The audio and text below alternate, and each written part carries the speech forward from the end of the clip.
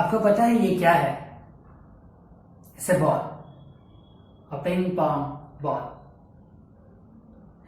दुनिया का ये पहला जंपिंग जपांग गेंद है। वैसे आपको दिखाई दे रहा है ना? हाँ हाँ।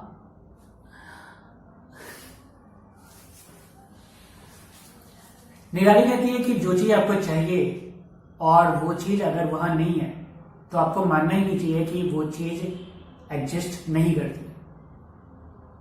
काफी कॉम्प्लिकेटेड हो गया ना? वैसे ये थ्योरी मैंने उसे बताई।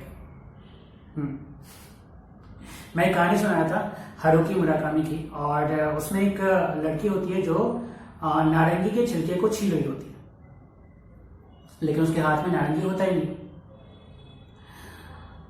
ये कहानी सुनाकर मैं तो भूल गया, लेकिन निराली को याद था। उसने उस कंसेप्ट को अडॉप्ट कर लिया जैसे मैंने उसे अडॉप्ट कर लिया था।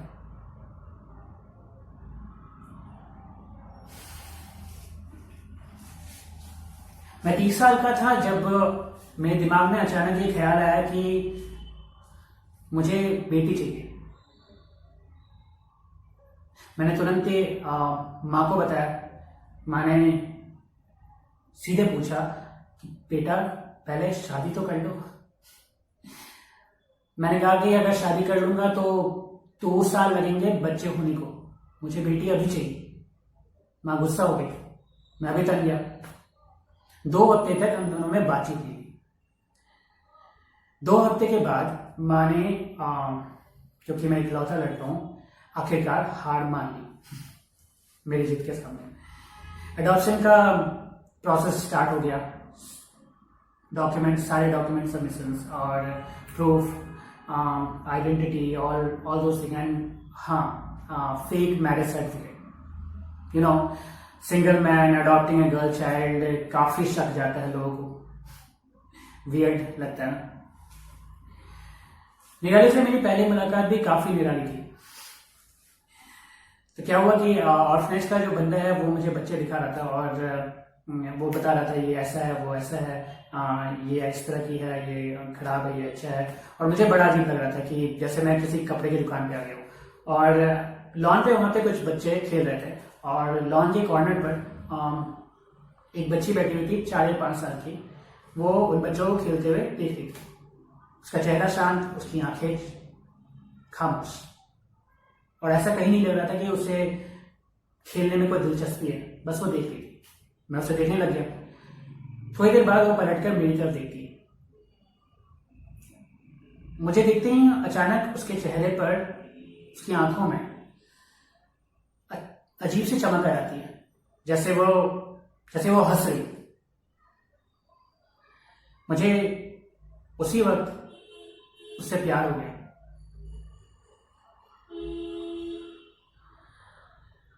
मुझे बेटी चाहिए थी और मुझे बेटी मिल गई। अब आगे क्या मुझे नहीं पता था।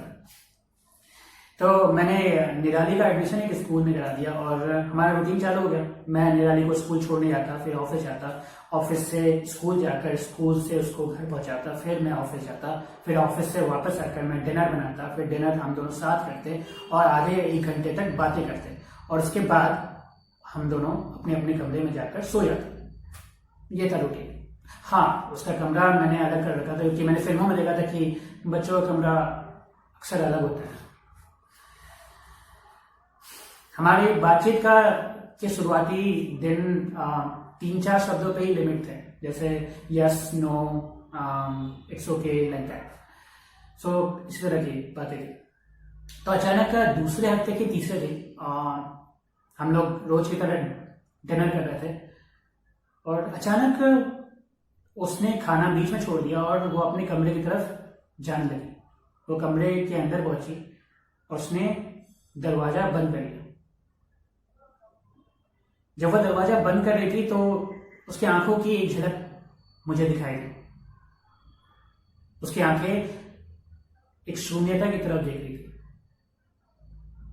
मुझे बहुत अजीब लगा। मैं जल्दी से दरवाजे के पास गया, और मुझे समझ नहीं आ रहा था मुझे क्या करना। मुझे दरवाजा खटखटाना है या दरवाजा खोल कर अंदर जाना है या यहीं पर खड़े होकर चिल्लाना है।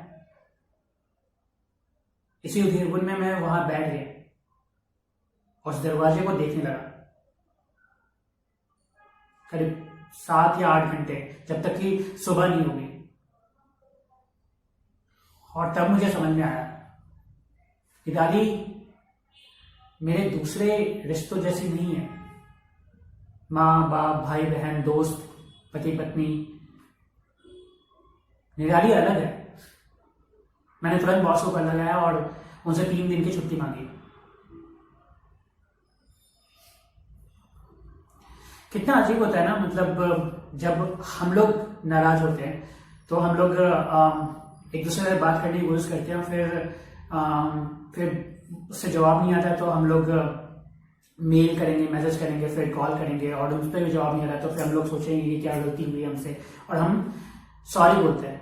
और सॉरी बोलने के बाद शायद वो हमसे बातें करना चालू कर दे। बच्चों के साथ ऐसा नहीं होता।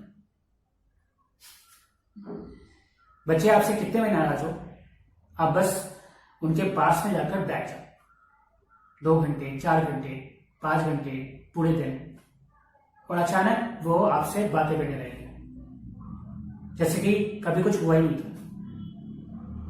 निराले के साथ भी मेरा ऐसे ही हुआ। हम लोग कब बातें करने लग गए, कब घुल मिल गए एक दूसरे से, हमें पता नहीं चला। हम रोज साथ में कार्टून देखते, वीडियो गेम खेलते, वो स्कूल की सारी बातें बताती मुझे और बहुत सारी बातें बताती, इतनी सारी बातें बताती कि मुझे कभी कभी पूरा दिन चुप रहना पड़ता। और हाँ, रात को सोते समय वो मुझे अपना हाथ पकड़ने को बोलती तब तक जब तक कि वो सो नहीं जाती, फिर मैं अपने बेड पर आराम से जा सकता हूँ सोने को। छुट्टी से एक दिन पहले मैंने उसका बिस्तर, उसका बेड अपने कमरे में लगा दिया। तो एक दिन उसी तरह से वो रात को सोने की कोशिश कर रही थी और मैं उसका हाथ पकड़े हुआ था। 5 मिनट हो चुके थे, मुझे लगा वो सो गई है और मैं उठकर जाने वाला था। अचानक उसने मेरे हाथों को अच्छे से पकड़ा और बोला, पापा कहानी सुनाओगे?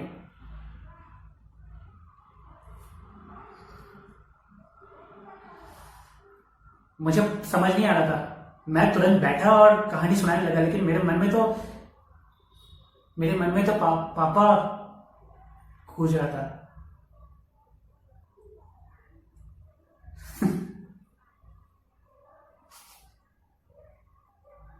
उस दिन वो स्ट्रेचर पे भी जब लेटी हुई थी ना और मेरा हाथ उसके बाएं हाथ को पकड़े हुए था, तब भी उसने यही कहा था, पापा कहानी सुनाओगे ना?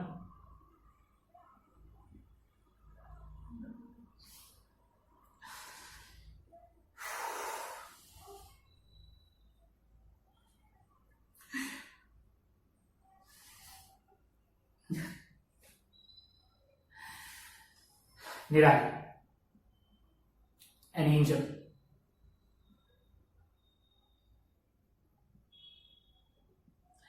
And speaking of angel, here she comes. Hi.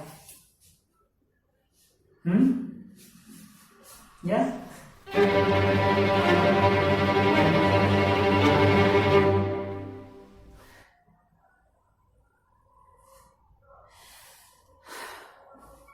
बताओ, स्कूल कैसा रहा? पानी पिया तुमने? एक सेकंड। नहीं, पहले बोलना नहीं है, पहले पीना है, ठीक है? हाँ, कुर्सी ले। एक सेकंड। तुम्हारे आने से पहले मैं किसी से बात कर रहा था। हाय करो।